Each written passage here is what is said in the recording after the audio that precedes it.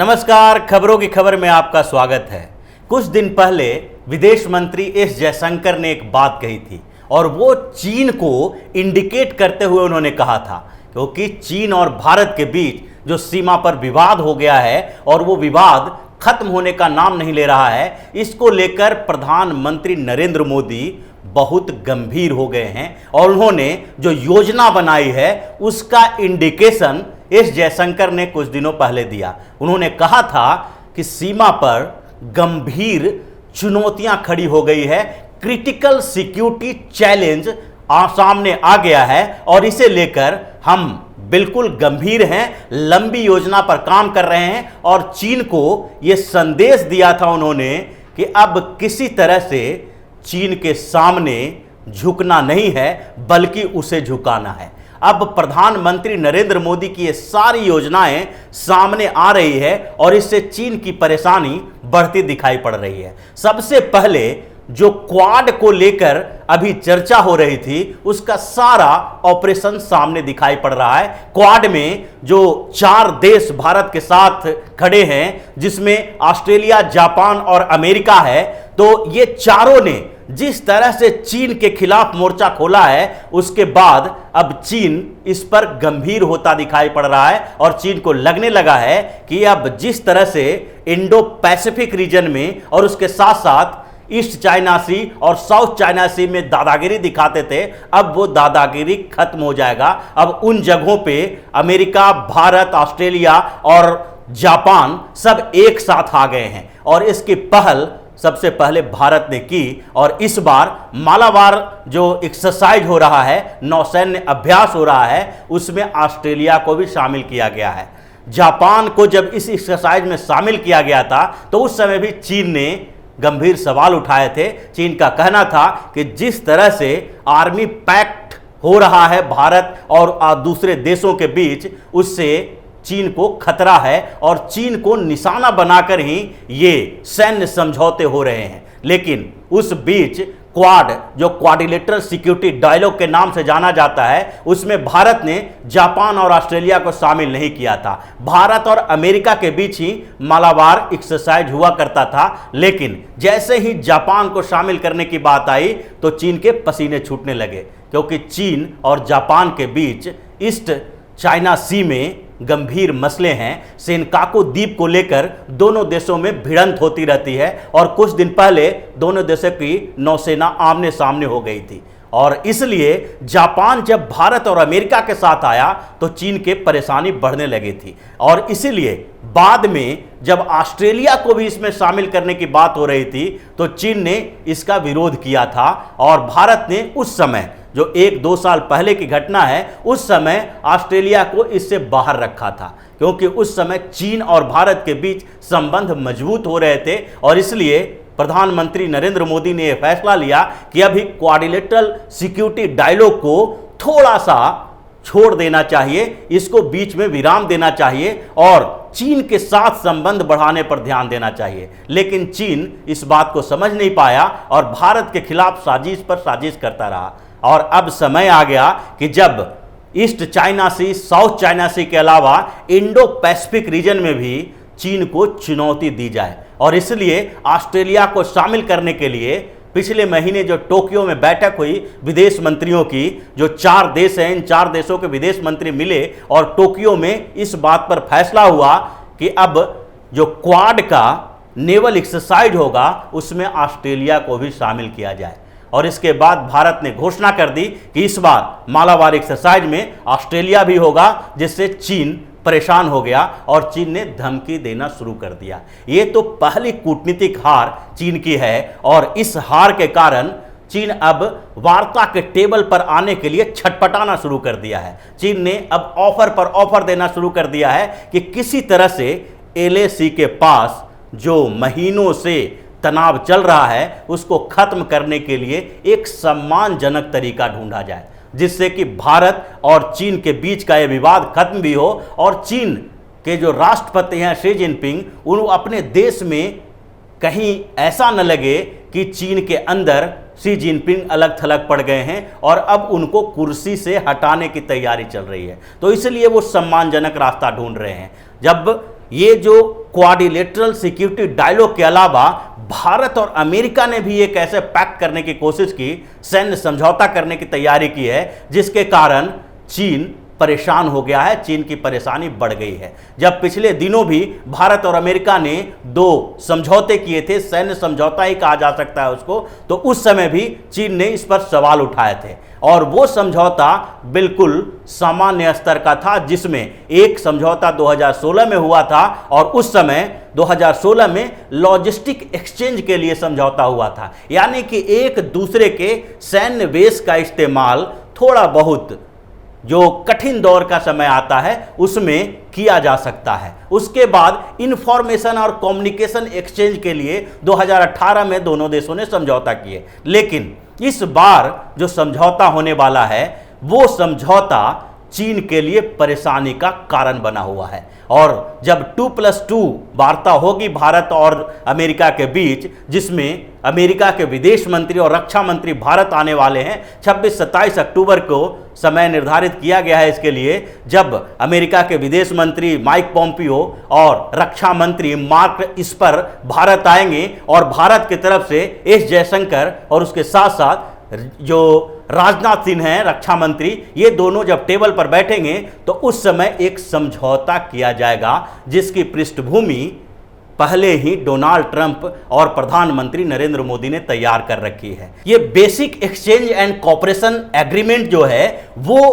चीन के लिए परेशानी का सबब बना हुआ है। 2+2 मंत्री स्तरीय जो वार्ता होगी उसमें इस समझौते पर साइन किया जाना है। इस समझौते में दोनों देश एक दूसरे के खुफिया जानकारी का इस्तेमाल कर सकते हैं और उसमें अमेरिका के पास जो मिनिएचर मैप्स हैं, जो सैटेलाइट इमेज हैं, उसका इस्तेमाल भी भारत कर सकता है और युद्ध के समय जो सटीक निशाना बनाने के लिए, मिसाइल को सही जगह पर मारने के लिए एक जरूरत होती है सही मैप की, और इसमें अमेरिका मदद कर सकता है। तो ये जो समझौता होने वाला है इसको एक तरह से वास्तविक सैन्य समझौता कहा जा सकता है, जिसमें 2 देश किसी भी स्थिति में युद्ध का जब माहौल बने तो एक दूसरे के सैन्य संसाधनों का उपयोग करते हैं। तो इस समझौते को लेकर भी चीन की परेशानी बढ़ी हुई है और इसने उसी समय जब पिछले दिनों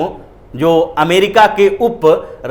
रक्षा मंत्री भारत आए थे तो उस समय भी चीन परेशान हो गया था और उन्होंने उस पर सवाल उठाया था कि कोरोना के समय में और ऐसे समय में जब भारत और चीन के बीच तनाव बढ़ा हुआ है तो रक्षा मंत्री का आना जाना, विदेश मंत्री का आना जाना बहुत ही परेशानी वाला कारण है। ये 2 देशों के बीच संबंध को और खराब करने की स्थिति पैदा करती है। तो ये 2 तरह से जो चीन को घेरने की कोशिश की जा रही है, इससे चीन अब बौखला गया है और इसीलिए धीरे धीरे भारत को एक तरह से गीदड़ भभकी दे रहा है और दूसरी तरफ से जो अंदर खाने से भारत को ऑफर दे रहा है कि अब किसी तरह सम्मानजनक तरीके से ही इस समझौता होना चाहिए ताकि एलएसी पर शांति बरकरार हो, क्योंकि जो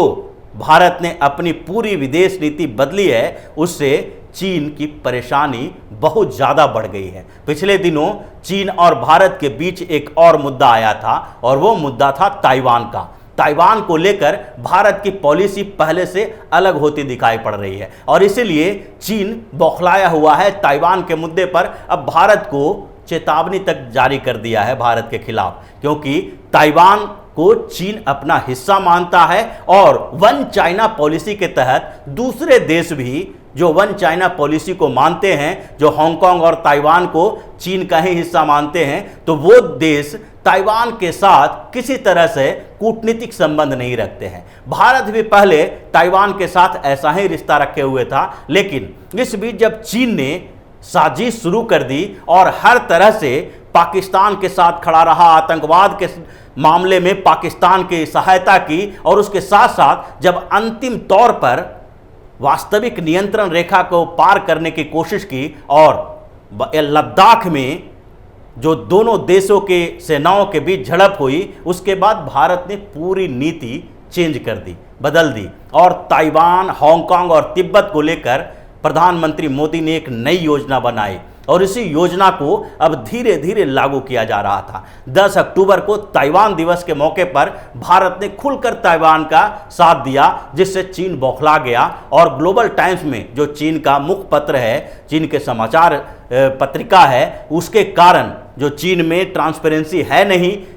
मीडिया को लेकर, तो सरकारी अखबार में जो छापा जाता है वो एक तरह से सरकार का ऑफिशियल बयान होता है। तो ग्लोबल टाइम्स ने एक रिपोर्ट लिखी थी अपने एडिटोरियल पेज पर, भारत को एक तरह से चेतावनी दी थी कि अगर ताइवान को लेकर भारत का नजरिया यही रहा तो फिर चीन नॉर्थ ईस्ट में अलगाववादियों का समर्थन कर सकता है। लेकिन भारत तो पहले से जानता है कि नॉर्थ ईस्ट हो या कश्मीर हो, हर जगह अलगाववादियों, आतंकवादियों का समर्थन चीन करता रहा है। भले ही कुछ समय तक वो चीन खुलकर सामने नहीं आता है, बल्कि पहले म्यांमार को अपने साथ रख के वहां से नॉर्थ ईस्ट को ऑपरेट करता था और कश्मीर के लिए पाकिस्तान का इस्तेमाल करता था। अब खुले तौर पर बोल रहा है कि हम सीधे तौर पर उन लोगों को समर्थन देंगे। लेकिन भारत उन नीतियों की तोड़ जानता है और इसलिए प्रधानमंत्री नरेंद्र मोदी ने तिब्बत, हांगकांग और ताइवान के मुद्दे पर चीन को घेरने की पूरी तैयारी कर ली है। तो ये जो कूटनीतिक तरीके से चीन को चारों तरफा घेरा जा रहा है, इससे अब चीन समझने लगा है कि उसको सिर्फ आर्थिक नुकसान नहीं होने वाला है, बल्कि पूरी दुनिया में अब वो धीरे धीरे अलग थलग पड़ता जा रहा है। तो चीन को चारों तरफ से घेरने की जो भारत की तैयारी है, उसका नतीजा अब सामने दिखाई पड़ रहा है। अब क्वाड ने भी पूरी तरह से एक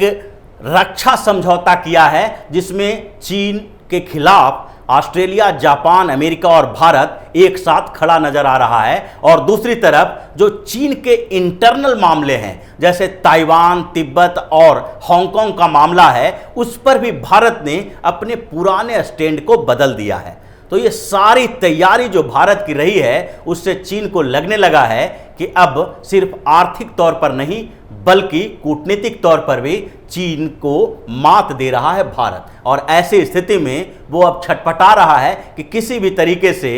LAC के पास समझौता हो जाए। लेकिन चीन के अंदर भी ऐसा माहौल है जिससे शी जिनपिंग डरे हुए हैं। चीन में कम्युनिस्ट पार्टी की सरकार है और ऐसे में अगर चीन अचानक से भारत के सामने सरेंडर कर देगा तो शी जिनपिंग के लिए राष्ट्रपति रहना मुश्किल हो जाएगा। और इसी से बचने के लिए जिनपिंग बार बार ये कोशिश कर रहे हैं कि दोनों तरफ से जो समझौता हो उसमें बफर जोन का क्षेत्र हो और दोनों तरफ से समझौते में कभी ये न लगे कि भारत के सामने चीन ने सरेंडर कर दिया। इसीलिए वो धीरे धीरे एक एक वार्ता के साथ ही थोड़े पॉइंट्स पीछे हट जाते हैं और LAC में धीरे धीरे वो अपना क्षेत्र खाली करता जा रहा है। तो इस तरह से